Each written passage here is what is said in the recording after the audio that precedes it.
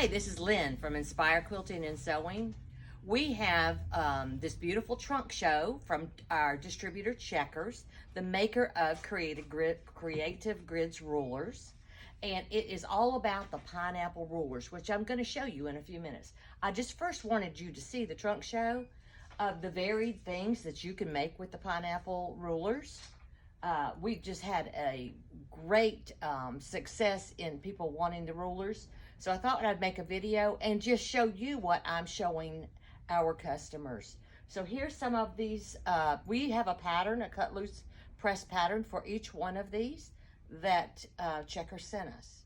So it's really pretty, and I'm going to show you how easy it is. So let's walk over to the demo table.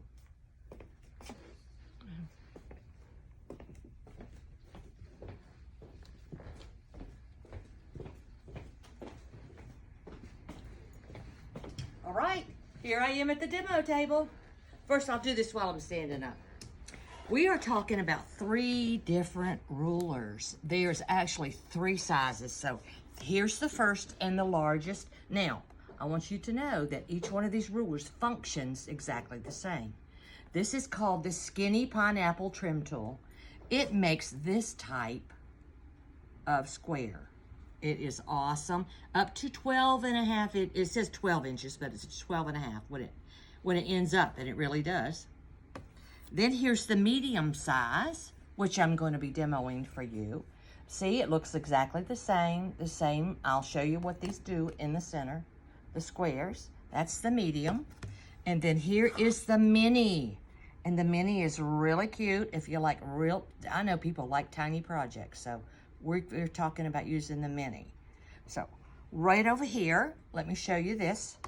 This is some Christmas fat quarters I picked out. This is using the medium size ruler, and all I did was cut the strips. Let me tell you about the instructions. So how I knew what size strip to use is I read the instructions that come with it. Each Creative Grids ruler comes with instructions. I'm going to show you the big one, easier to see on camera. They come folded up. This is the instructions folded up that come with the ruler. There's 3 ways to learn how to use this ruler. There's a QR code here. It will take you straight. We can't get our camera too close. It'll pop up to the video. It'll take you to the video of Jean Ann Wright, the creator of the rulers, showing you how to use it. You can also read the instructions, novel idea. Or you can go to the Creative Grids website and type in the ruler you have, and the videos will be there again. So there's no excuse why when you get one of these you haven't got the instructions. All right, I'm going to put this over here. So here's what the instructions say. This is for the skinny trim tool. It tells you what size strips you need, the width of your strips you need to cut. You can even, I'm going to show you how to skip over this fabric strip. You can cut the lengths if you've ever made a log cabin and it tells you how many lengths you need each strip. You can do that right here. I prefer my quick and easy method. So we could do that. But then it shows you each one. But I'm going to actually show you, just like Jean Ann Wright does. I'm just copying her. So I have done nothing new here. So I'm going to sit down at my sewing machine, and I'm going to show you, I need one more square here. So this is the center. It told me to cut a 2.5 inch square for the center. It goes in rounds. This is round 1, the first one I sewed on. Then I went and trimmed, and then I sewed on round 2, and then I trimmed, and then I sewed on round 3, and I trimmed. So I'm ready for round number 4.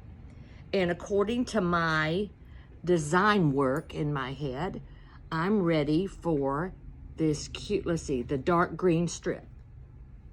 So I have my strips that all I did was take some fat quarters that I wanted coordinating. I didn't need a king size quilt, so 6 fat quarters was good enough.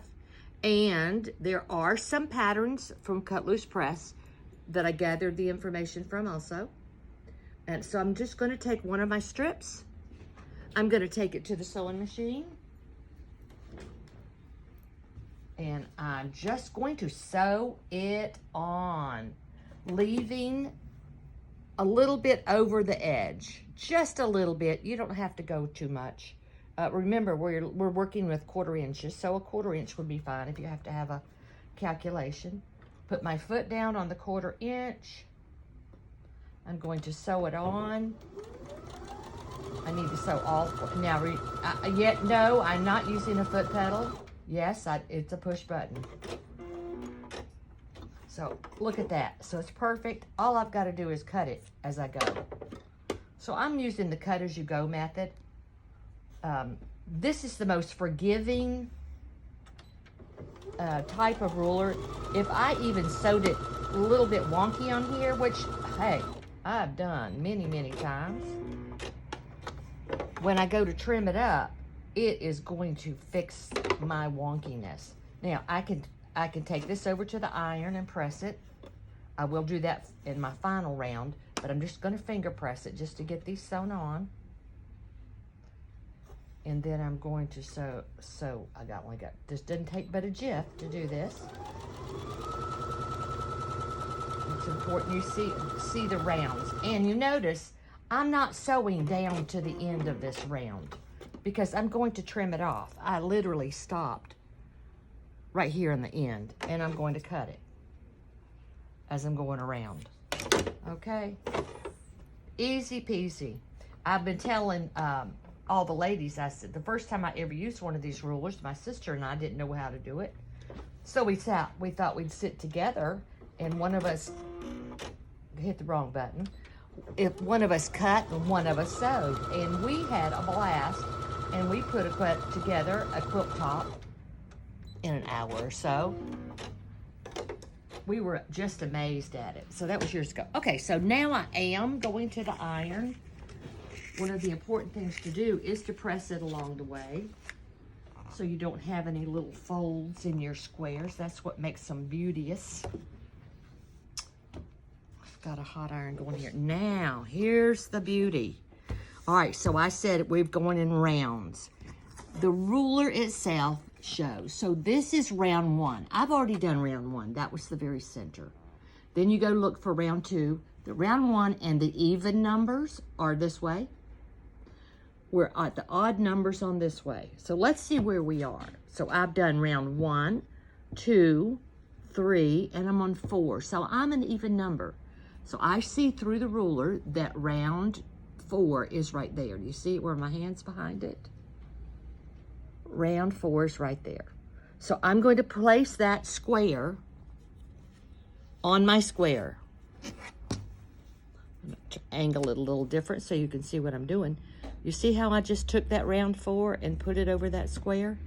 Now look at the outside edges. They're ready to be trimmed. It's a beauty. It's a thing of beauty. This is one of my favorite rounds because I can cut 2 sides at one time. If you have to have a favorite round. And then I'm going to flip it over and I'm going to do it again. Now remember, even if I had sewed this wonky, it's trimming me up properly. So everything's going to come out just beautiful. So don't even worry. Look at that. I'm going to show you something. See, that's about 1/4 inch that I just cut off. This one's just a hair over. Don't worry about it. It is not big deal in the scheme of things, okay? Because when I'm done, there it is, round 4, ready for round 5. Wasn't that easy? Now, when I get to round 5, should I show you round 5? Let's show you round 5 because I'm going to use a different part of the ruler. So you've got to watch me sew it on again. And my next round is my little Santa Claus words. So I just literally, I have used 6 fat quarters and a polka dot for this 6 squares, and I still have some left over. But I'm going to be done because I'm going to make a little table topper.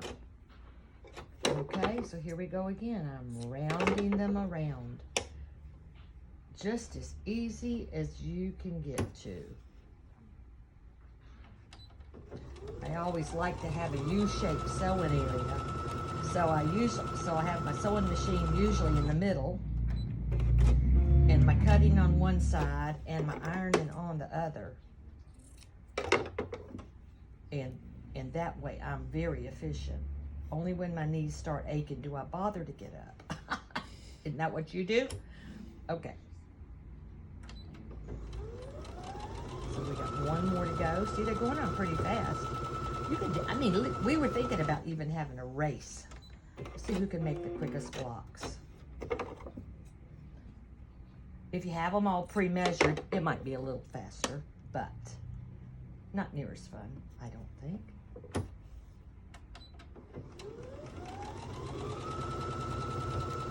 So remember, this is the odd round now. This is round number 5. So this one's we're not gonna use those center squares. We're going to press them out real quick. These handy dandy little irons are so wonderful to have by your side. All right. And there we go. Ready for round 5. Okay. So this is the last round I'm going to show you. So look at the ruler top. And this line right here, this white line, says trim tool round 3, 5, and 7. So this is really simple. So you just take, plus look at these center lines here. These center lines just help you line it up a little bit better for the wonky sewers like me. So I'm going to take this and I'm going to put this white line right on the bottom of round 4, and then I'm going to move it over ever so slightly. It's a little bit hard to see, but those white dotted lines are on either side of this block. Okay, so I'm showing the right side. So I'm kind of just wiggling it around till I think I've got it straight across here. So I'm going to cut off this one. This was round 5. I'm going to cut off this one.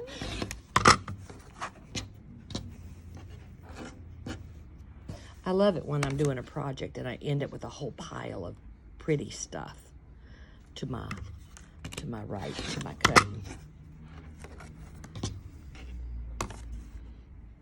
Adds to that sense of accomplishment if you've cut your fabric enough times. All right, round 5 is done. See, look, and I want you to look at the back of it. This is where it shows success.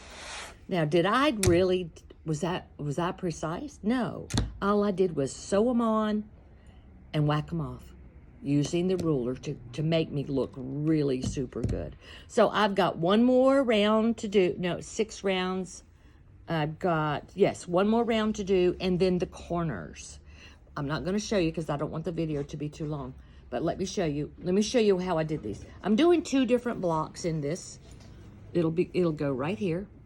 One block, I started with 3 of the blocks out of 6.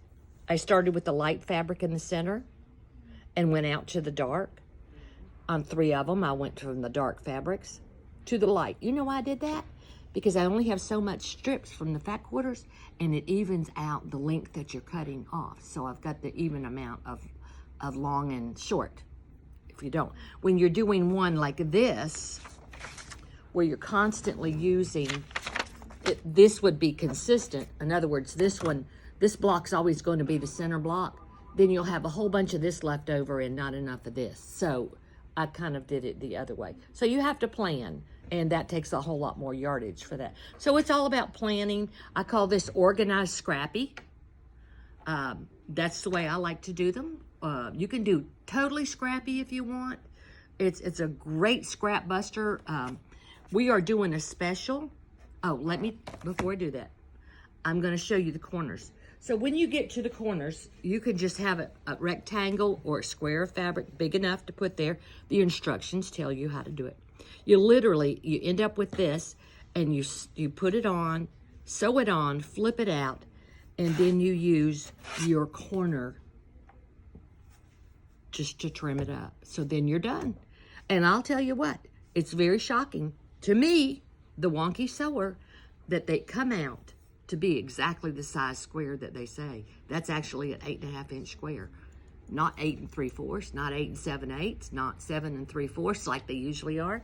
They're all the same size, and so when I sew them all together, they'll be a beautiful finished product, and I won't have to trim the whole thing up and ease it in together. Thank you for listening. If you have any questions, hey, come in and get a ruler. We're doing a special. If you get all three, we're giving you 20% off. So that's a great deal. You don't have to get all three, but just you can pick your favorite and start from there. Don't be scared of this ruler. It looks hard. It is not. It is easy peasy. So I'll see you again later. Thank you. Bye-bye.